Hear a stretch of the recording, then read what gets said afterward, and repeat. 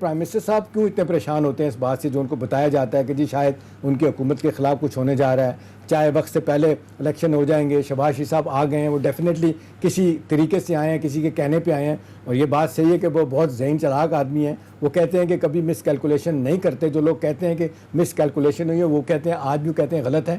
اب آپ کے خیال میں پرائم منسٹر صاحب کو اس طرح کی باتیں کرنا، یا فار دیٹ میٹر آج میں دیکھ رہا تھا جو اسٹیٹمنٹ آئے ہیں فیاض الحسن چوہان صاحب کے اور شہباز گل صاحب کے، وہ جو بار بار کہتے ہیں کہ جی انہیں گرفتار ہونا ہی پڑے گا، کب تک وہ بھاگیں گے گرفتاری سے، تو اس طرح کے بیانات دینے سے کیا فائدہ؟ جب انڈیپینڈنٹلی نیب کام کر رہا ہے تو بیانات تو میرا نہیں خیال کہ کوئی فائدہ دیں گے آپ کو۔ G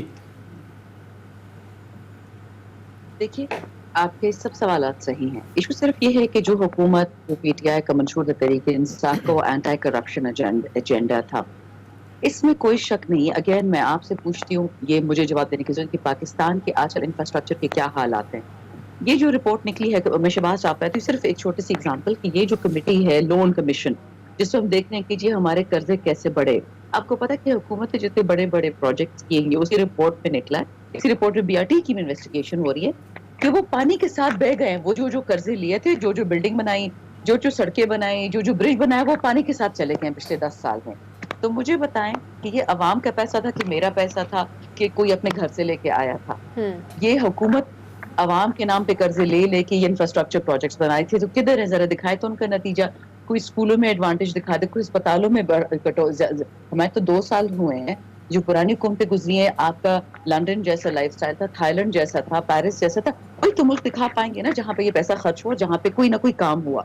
NAB, let's put it categorically, بے شک نیب جس طرح آپ سپریم کورٹ کا کہہ رہے ہیں پرفیکٹ ادارہ نہیں ہے اور پرفیکٹلی نہیں چل رہا۔ ہم کوشش کریں اس کے قوانین بدلیں، انصاف کی طرف جائیں، شفافیت کی طرف جائیں۔ ہم اپوزیشن اس پہ اگری نہیں کر رہی ہے، اس پہ گیمز کھیلتی ہے۔ 2 سال ہو گئے ہیں، ایک دو اپوزیشن سیریس ہو سارے قانون بدل سکتے ہیں ایک دن میں۔ کتنا وقت لگتا ہے؟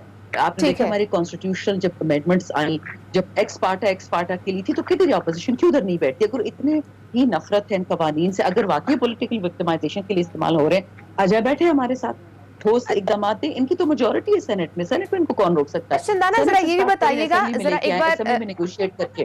ٹھیک ہے، ایک بار ذرا شہباز شریف کی گرفتاری کے معاملے کی طرف جا رہے ہیں۔ احسن اقبال یہ کہہ رہے ہیں کہ ان کو اس لیے گرفتار کیا جا رہا ہے کہ چونکہ 12 جون کو بجٹ آنے والا ہے اور وہ چاہ رہے ہیں کہ لیڈر آف اپوزیشن جو ہیں وہ اس میں انوالو نہ ہو، وہ نہ ہی آئے پارلیمنٹ اور اس پر نہ ہی ان کی ڈسکشن ہو، کیونکہ عموماً ہوتا یہ ہے کہ جب بھی بجٹ پیش کیا جاتا ہے تو ہم نے بہت زیادہ ہنگامہ آرائی کی صورتحال پارلیمنٹ میں دیکھی اور بہت سارے ایشوز جو ہیں وہ بھی ریز ہوتے ہیں۔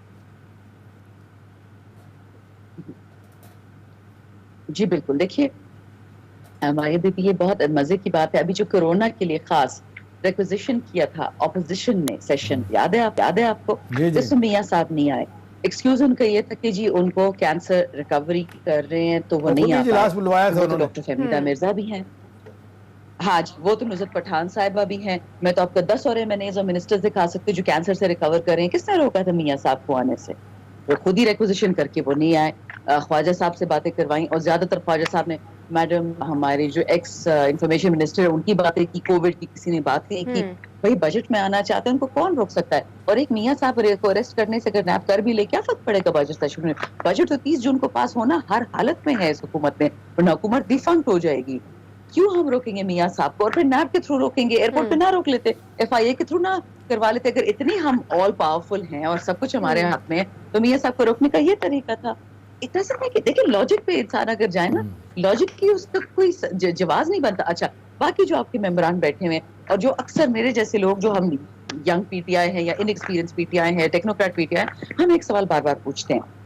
دونوں پارٹیوں میں، اپوزیشن میں جو بڑی پارٹیاں ہیں، پیپلز پارٹی ہو گئی، پی ایم ایل این ہو گئی، قابل لوگ ہیں، پڑھے لکھے لوگ ہیں، اسٹیبلشڈ لوگ ہیں، شریف لوگ ہیں جن پہ کوئی ٹائپ کا کیس نہیں ہے، وہ کیوں نہیں آ کے آتے پی ایم ایل این اور پیپلز پارٹی کی لیڈرشپ میں؟ ضروری ہے کہ آپ بھٹو خاندان سے کوئی ہو یا شریف خاندان سے، ڈسپائٹ ان کی قربانیاں، ڈسپائٹ جمہوریت کے لیے کام، یہ اگر جب تک یہ خاندانی رائل فیملیز بنتی رہیں گی تو آپ کا لیڈر اپوزیشن تو ہمیشہ جیل میں رہے گا۔ دیکھیں اتنے بڑے بڑے اربوں روپے، ہم تو کروڑوں کی نہیں اربوں روپے کی بات کریں، کیسز ہیں، ان کا سیدھا سیدھا جواب دے، اپنا money trail they. P T I کا بھی کیس ای سی پی میں چل رہا ہے۔ اگر ہماری حکومت اتنی پاورفل تھی تو کیا ہم اپنے خلاف کیس چلنے دیتے ای سی پی میں؟ यहाँ पे एक ब्रेक का वक्त है, बात को कंटिन्यू करेंगे ब्रेक के बाद मैं एहतशाम साहब से ये भी जानूंगी कि नून लीग की जो लीडरशिप है उसमें फुकदान क्यों नजर आ रहा है, लीड करते हुए शहबाज शरीफ क्यों नजर नहीं आ रहा है। एक ब्रेक के बाद